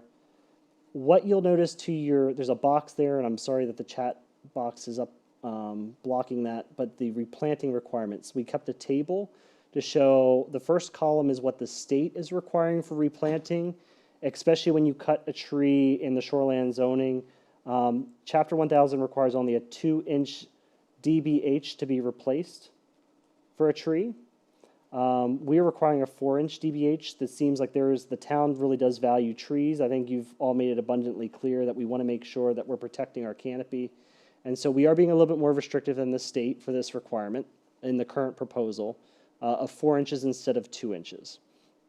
We're keeping all the replanting requirements other than that for woody vegetation and ground cover the same. No, instead of saying native, because things are changing and we can use things that, grow further south, we might want to start thinking about making lists of appropriate trees for certain areas, those that fit the areas, rather than just saying native, because people can put in anything and it may not be appropriate for the area, like a sandy, wet area and so forth. I've been putting together lists of street trees, large street trees, and I'm starting to work on medium ones that fit as street trees, but we can also have lists for people to refer to. For example, Goose Rocks area, what are appropriate trees for replanting? So right now, code enforcement, we use the Master Gardeners list that they have of list of native species of Maine. We also have ones that tolerate high salinic environments. So we do have a list of, these are native trees, that Maine Master Gardeners I'm going to refer, and the cooperative extension. They're a reliable expert I think we can rely to, but certainly if there's additional lists that we think are suitable. The shoreland zoning with replanting, it does require, my memory's recalling that there is a thing about with salt tolerance, especially if you're in the, Goose Rocks yeah, area. yeah. And that's In salt. shore area, they keep it generic. It's in the shore area. You have to keep it for salt tolerance. Has there been discussion about the fact that there's certainly some of the lots down there, the oceanfront lots are, if they're not already, they're rapidly getting to the point where trees will not grow. Even though there may be one there today, a replacement tree would not grow. Where's that? Because of salt intrusion. Oh, salt If intrusion. you go walk Wells Reserve and you go look at, they're called ghost forests, And once right? the salt comes in, you never get rid of it. So, just part of the discussion, Yep. but this is good. You'll see that there is a photo requirement. And so before and after construction, as part of the building permit process, individuals will be required to take pictures of their entire lot before they do construction. Then after, they have to show the code enforcement office, what has taken place, just to verify that no other additional vegetation has been cut. So that was missing language that we thought was beneficial to add in. You'll also notice that we have, again, new provisions for storm and hazard tree removal, as well as replanting requirements. And so that's something that was missing in our ordinance. It was always that what do we do, if a 8-inch DBH tree comes down and that's a big specimen, what do we require them to replant? And so now we will actually have guidance for people to follow, and it's uniform, so it's not just, up to the code enforcement officer. So the photographs, I've got 10 acres and I'm putting a driveway in and a house. I'm not disturbing 9.5 acres. What do I need to take pictures of? So you'll be taking pictures of the shoreline, because you're in shoreline zoning. This is only for shoreline It's zoning. only shoreland. Yep. If I got 10 acres, I'm doing good. Yep, you're doing good. Good, baby. You're doing really It's just, good. it's just, you know, do I gotta take pictures of stuff that I'm not gonna disturb or do anything with? It's in the back Yep. So part. you're gonna try to take I guess, a perimeter of that location if you're in shoreline zoning to make sure you're not impacting any other vegetation on the site that you weren't originally planning moving forward. And you're allowed to remove trees, like that happens as part of, moving a structure or construction. You just have to replant, and so we need the replanting plan on what you're intending to do. It's What just about a different, outside of shoreland zone in places that are sensitive, like Goose Rock's Beach? You have a problem there. Most of Goose Rock's Beach is in resource protection now because of the floodplain has gone now in. Okay, So so we it's, can consider that. yep, that's part of shoreland. It should, okay. Yep, Yeah, that new map is startling. yep. It's quite a contrast now with what the floodplain was versus now. And again, we are more restrictive than the state. So the state does not require your 100-year flood to be considered part of resource protection. We do, which I think is not a bad thing to have. So that is going to be a major change for people. They just need to take pictures of their lot beforehand, and honestly, it's not probably bad policy to have pictures of your lot anyway for insurance purposes or things happen, but And this is What's going this on, device in the lower right-hand side? yeah. it's not a phone, is what you're saying. Aren't you impressed to know what it is? Nice one too, yeah. And Okay. FLR. is there, Yep. is there any concern that doing more than what the state requires is, I mean, this is subject to the town vote. It is. Is there gonna be any gathering of public opinion to try to not repeat what we did with the town hall?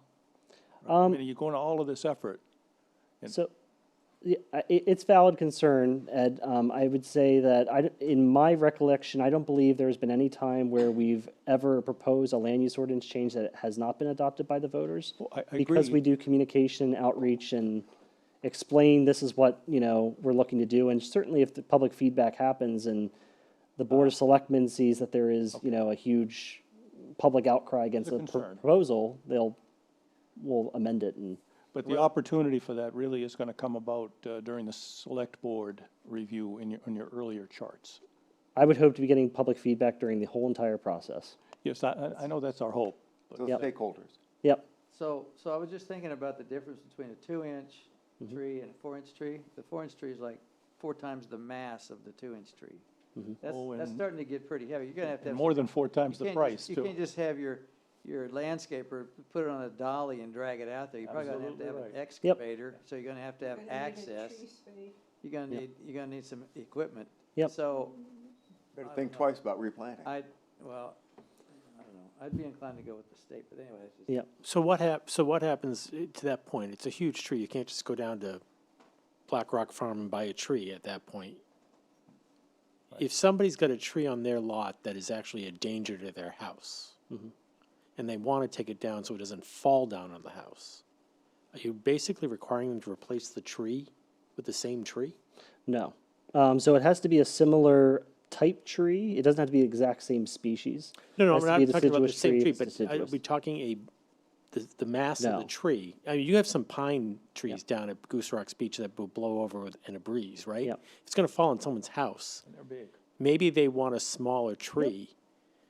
And if they could do, the state would require 2, Yep. and we're requiring 4. Are we basically putting a larger tree, making them put another big tree on their property? 4-inch tree is pretty big, and yeah. Yep. That's yeah. So it can happen. What I can share with you is there's individuals that have trees on their property that we've had experience with that they've cut. The DBH was 8 inches or 16 inches in some cases. And so replacing with just a 2-inch tree, and they did it in clear violation of our ordinance. It wasn't like it was, they knew what they were doing. They didn't tell us they were removing the tree. And so we did make them replant a 4-inch tree, and they were fine with it. They did not balk at it. as a requirement. Do you envision this replanting. as being part of a site plan application, or is this just a homeowner has a tree they want to take down? Is it subject to this requirement? Yep. It is. So independent of something that would come to the planning board. Yep. No, what happens is usually they talk to the tree warden from the shade tree committee and try to work it out with them, and. If it's a shade tree. Yeah. If it's a shade tree. If it's just No, a shoreland it's any zoning, tree. no. It's any tree. no. John usually goes out and talks with the, The only person that has jurisdiction over trees that are in shoreland zoning is the code enforcement officer. So I will clarify that for shade trees, yes, if they're marked shade trees, that is the jurisdiction of the tree warden. But to the point that was made about, there was concern about, I remember hearing about storm hazard trees, like something blows down. Yep. The ordinance does allow, if there is existing woody vegetation that's like surrounding shrubbery or what have you, you don't have to replace it if there is other tree saplings coming up there. So that, there is some flexibility there for not replanting. The replanting requirement's more, you're taking down a big tree that's not near the shoreland, and it's just, it needs to be, you're losing that canopy space. But if there's other woody vegetation around, you can allow that to regenerate that canopy over a period of time.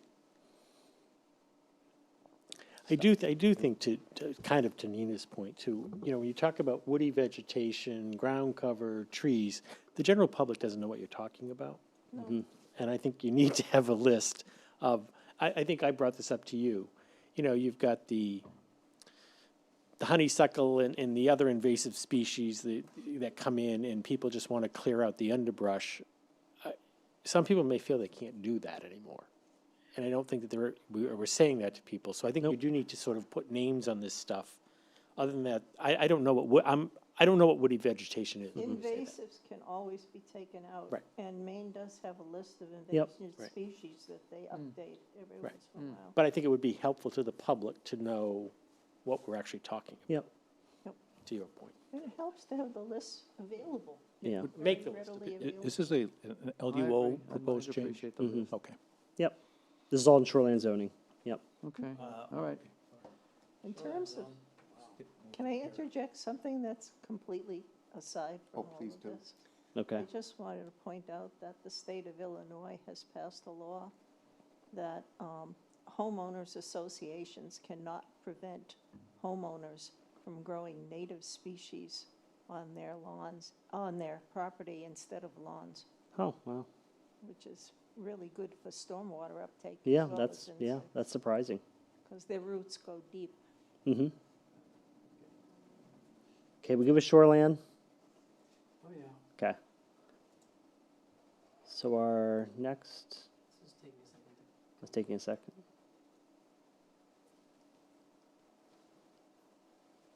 Curious, is there anybody still on Zoom? Wow. No fooling. Okay, so these are new environmental provisions for the land use ordinance. The first illustration, we've heard it loud and clear from the planning board. This town staff has drafted new townwide provisions that would apply to the resource protection area of the town. That if any new construction is to occur, it would be for bird-friendly windows. So we do have a American Bird Conservancy rating system, and also inch pane requirements for a limit for what the size has to be for a window moving forward.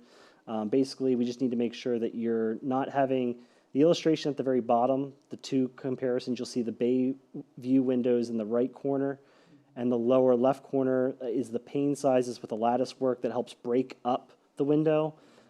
So that's an easy design standard change that isn't hard for people to find. But there is bird-friendly certification you can get online. There's a whole list available. And then this only impacts, again, the resource protection area, which is mostly around the beach area or in your floodplain area is where that provision would apply. And so I think one of the things that we've noticed is we've made this as a condition, especially during site plan review process for the planning board. This makes it a lot more uniform. It just makes it part of the review process. When they come before you, it's a standard that's met.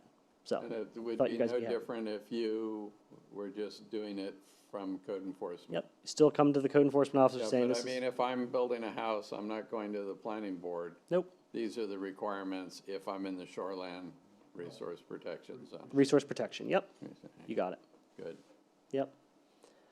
The next middle illustration, this is dealing with the Biddeford Kennebunk Vernal Pool Complex. This is in your comprehensive plan. It is a environmentally sensitive area in town that connects both Kennebunk, Biddeford, and Kennebunkport. We have vernal pools within this area that may not be classified as significant, and so we put language in here that would count vernal pools as part of resource protection that are in this vernal pool complex. And we also require planning board approval to clear any wetlands that are in the vernal pool complex. So that'll be a new review process for you all if someone decides to propose a road or a new house or something. They have to show the planning board how there were no other reasonable alternatives exist for them to put in the development without avoiding that wetland within the vernal pool. Any questions on that section? Well, when you make this requirement, are you gonna have like, an addendum that describes, like the federal rules or some rule defining wetlands and vernal pools?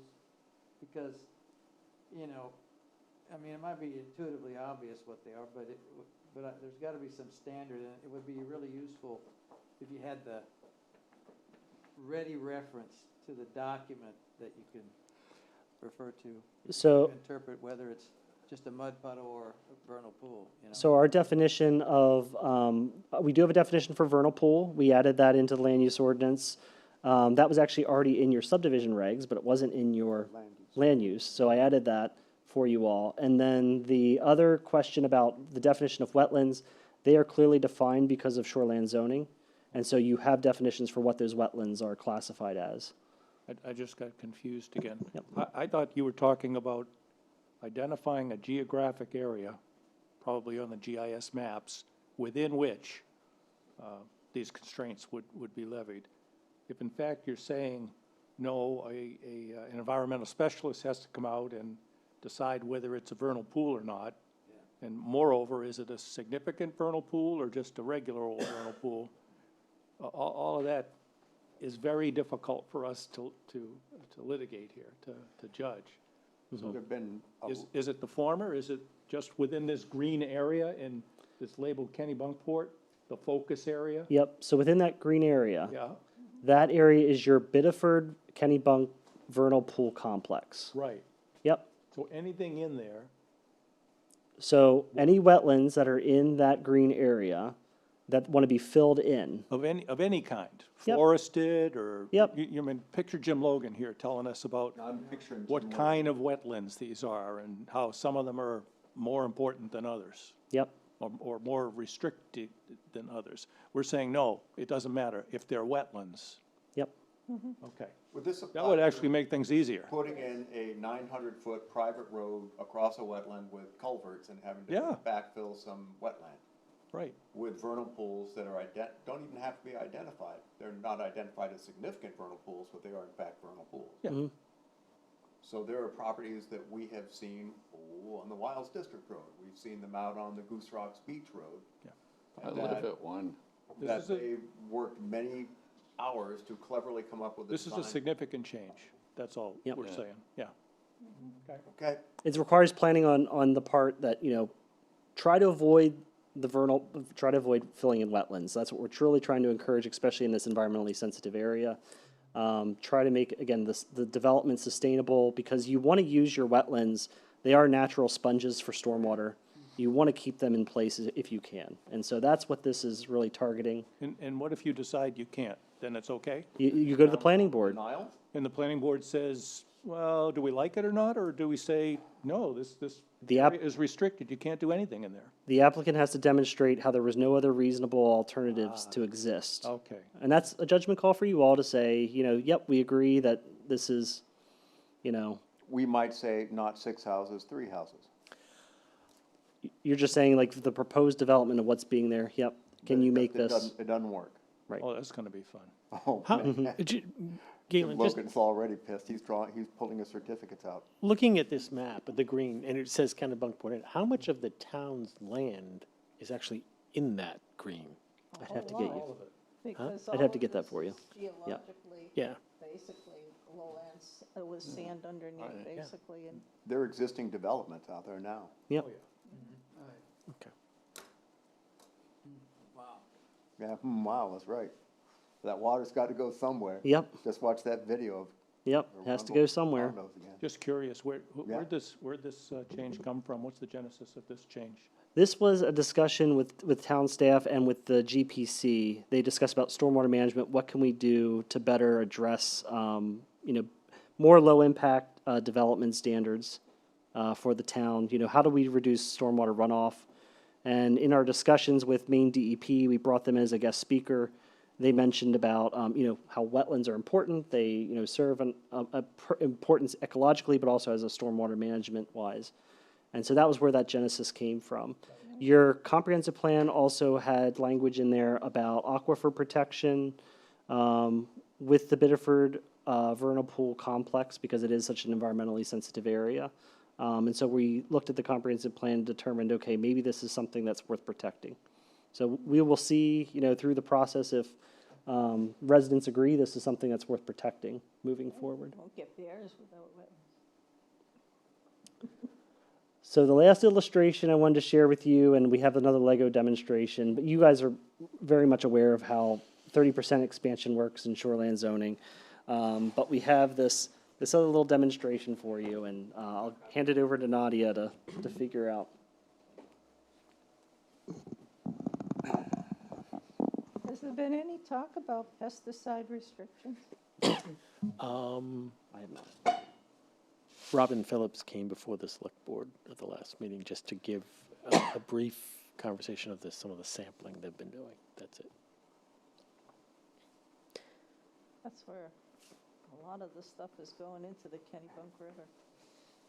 So this is another home down in Goose Rocks, undoubtedly.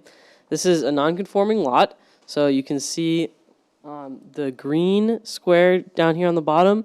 This is the building envelope of the lot. So this gray area on the outside here, this is the area within the setbacks.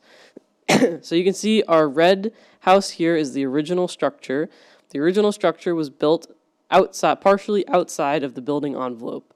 Right now, if you have this type of non-conforming structure, we allow a one-time 30% expansion expanding on the part of the structure that is outside of the building envelope. That's our blue addition here.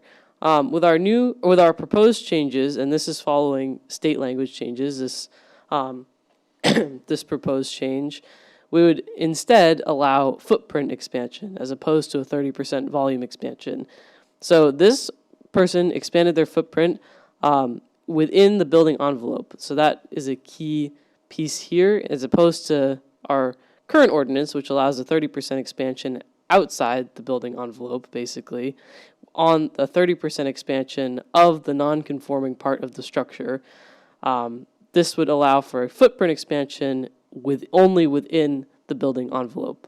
So this is definitely where we get the most questions. It's kind of a... Just to clarify, you're saying the proposal is to not allow any expansion, volume or living space in a non-conforming area? That's correct. It would only be allowed within the building envelope. Well, that's allowed today. So There's no constraint on it today, as long as they're staying within the building envelope. It's not, So I think something that's missing here, so the blue line represents the wetland setback. And so this structure is within the 75-foot setback requirement. oh, I'm sorry, it Yep. is within the setbacks. It's within the all within 75-foot, setbacks. it's within the 75-foot. Oh, so Sorry, I was not clear you're on that. distinguishing Within between the property line setbacks Right. and the shoreland zone Correct. setbacks. Yep. Ah, Okay. I missed that, I'm sorry. So I didn't say it, so you didn't miss anything. I the did. 75-foot wetland or water body setback, you would be able to do a footprint expansion within the lot setbacks. You can go up. Now this is conversation, I'm willing to discuss this, and I'm willing to hear what we think about this. The state is changing this, that they're getting rid of the volume expansion within the lot setbacks. Wow. So you'd still be able to increase, well, you'd be able to increase the red structure for the piece that's still within the lot conformity. Yeah. But the Or conforming you'd have to por- move the structure in and actually make it compliant with, So you could expand it within the conforming portion of the lot. So you Boy, know, this is gonna get you complicated. know what my reaction to this is it seems backwards. It seems like what you want to do, what you'd like to do is to restrict the increase in impervious area. Right, and this is, wait, I beg your pardon. We're not relaxing that. You still cannot So, increase the foot- beyond the maximum impervious area. All you can do is you can increase the surface up to, 800, we put 800 square feet, which is more restrictive than the state. So we are trying to make it a little bit more restrictive for stormwater wise, but you can't exceed your 20%, you got that right, lot Yeah, coverage, yeah. you can't do that. And you have to stay within the setbacks. but the volume increase, to me, that doesn't, how does that hurt stormwater or, you know, right now, they've already been grandfathered the right to do that. Why would we take that away? So there was two reasons. I think the state addressed this for two reasons. One, they heard from code enforcement officers for calculating the volume. That's Yeah. a tough one to do, and so Really fancy and you got the Yeah. 3D tools and all of that, but it is yeah. So that was tough for a lot of them to do. So they said footprint, that's, you know, length times width. That's easy. I bought this house and I knew that I could increase it by 30%. Yep. You're gonna take that from me? Yep. Why? We need to Right. be able to answer why. Right. The other one was, and I talked to Warner about this, you know, because why wasn't this addressed before? Maybe it was. So the state, if you look at what the state shoreland zoning requirements for footprint expansion, they had it starting out at 800 if you're within the 25 foot of the water body. And then as you kept going out from 75, it went up to like, I think it's 1,000 square feet or 30%, whichever is greater. So whichever is greater. And then past that, if you're within the 250 feet of a resource protection within shoreline zoning, it's in resource protection, but has the buffer of shoreline zoning, that is like 1,500 square feet or 30%, whichever is greater. Whichever is greater. Yep, whichever's greater. Wow. Yep. Okay. So Right. we did take that language out about the 30% or whichever's greater. It's update 800. And the reason for that was because our ADU requirements, we only limit ADUs to 800. So that was our way of trying to limit what the impact of footprint can be. The other thing that's different from, and this is more of an aesthetic Dwelling. discussion that we need to maybe have, accessory structures that are within the setback, they are allowed to have a separate volume expansion and floor area expansion from the main house under current shoreland, versus the footprint, you have to calculate all your footprint area on your existing lot. You can't just, Because of the impervious Yep. area aspect of it. yep. Do we have an idea roughly how many properties in Kennebunkport this would refer to? Yes, I just did that for the GPC. It's 1,741. So it's not, 45% of the town is in shoreline zoning of some sort. really? Yep. Okay, all right, so it's not discriminatory, we're picking these 5 houses, you're screwed, you can't do this? No. It's Okay. everybody. It's everybody. Wow. So this is a major policy discussion. This happened at the Climate Resiliency Committee yes, it and did. Growth Planning Committee about this section.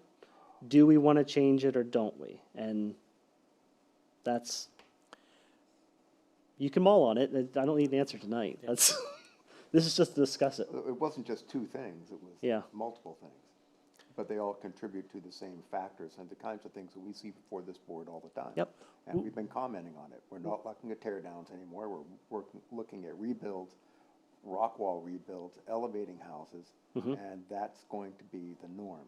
I think the one that was in here today with over by the Colony Beach. And at some point, George, I think we're gonna see an increase in the number of ADU applications. Oh, yeah. Although, do the ADUs need to come before the planning board? No, no. So, No. but that's the other activity that you're gonna see a growth in if you haven't already. Yep. There's also another place where we have been seeing the growth, and it's like out on Goose Rocks Beach Road. There are large parcels of land, and they're marginal. All the good land's been Yep. taken. And people are finding creative ways to do subdivisions in land that, maybe 20 years from now, people will say, no, you can't do that. And we're marching toward some inevitability. But that water has to go somewhere. The water up in Goose Rocks Beach flows down into the Batson River, flows down into the Kennebunk River, and that water's going somewhere. And it ends up on the jetty. Putting this before the voters, though, I think it's important that we're able to clarify which parts of this flow from changes to the state statutes Yeah. and are required, and which parts are aesthetics. Yep. I agree. Because I think this is people that have invested or had passed down to them a family home that's in the shoreland zone that maybe is already overextended and it couldn't be built today.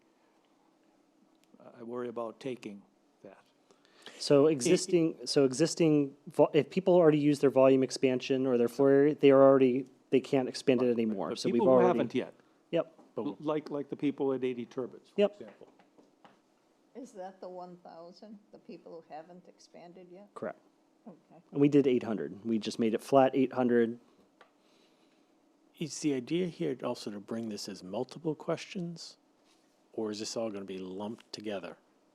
Usually we lump them together, but it's the prerogative of I think, Board of Selectmen to, You want a phased approach? Well, no, I'm just wondering if if there were multiple, let's say the town, 80% of the town could buy into most of these changes, right? But you got 80% of the change. 80% of the changes, so if they were kind of, yes, yes, yes, and then, but something's overly controversial. The whole thing sinks because it's lumped I see what together. you mean. Because somebody Approve doesn't these like 10 things or which approve basic one things that or we approve wanted, like four. the height and all that stuff. Would everyone be yes, yes, yes? But if it's lumped in with something that's truly controversial, the whole thing could go down. I hear you. yep. That's who we are. That sounds like the select board. Huh? Yep. Sounds like the select board to me. Yeah, I don't know if they've ever done it that way, but that's, usually they're connected, so you got to make sure that whatever changes you're making, they're not connected, that if one part fails, the other ones aren't going to. There've been some that are separated, but they're two distinctly different things. One's Different about, ordinances. dividing up a condo, and the other one is about a word change to a traffic light. Yeah. What else we got? So I think the only thing I have to add that I didn't make an illustration for was this is a Public Works. They made this request that we add in our road standards section the placement of underground utility lines under the road, that there's certain order to where they're being placed. That's a good idea. So that was, private and public, that they're, in case people run, because of stormwater, if we run underground stormwater basins, he wants to make sure that they're not too close to the water lines for any kind of repair that needs to be done. Just to be clear, we would do that even for private Yes, roads. yes, yep, That's good. yep. Makes sense. Most of them, I think most private roads, private driveways, they're not gonna put in underground water and But sewer do for two subdevelopments dwellings. and all, and Are you- Yep. if it's a matter of choice, I could do it this way or that way. Yep. Why shouldn't it be a Are standard? you gonna make that, retroactive or just Yeah. point Yeah. forward? No, we have to, Touch it. as they do improvements and changes, we can at least get them in compliance as much as possible, so.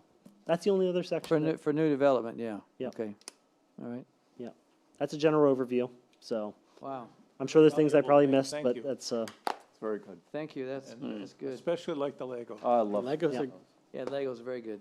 Visual always. That And the should be a animation of the standard. tree hitting the house. make all the applicants come in with a Lego set yeah. for you.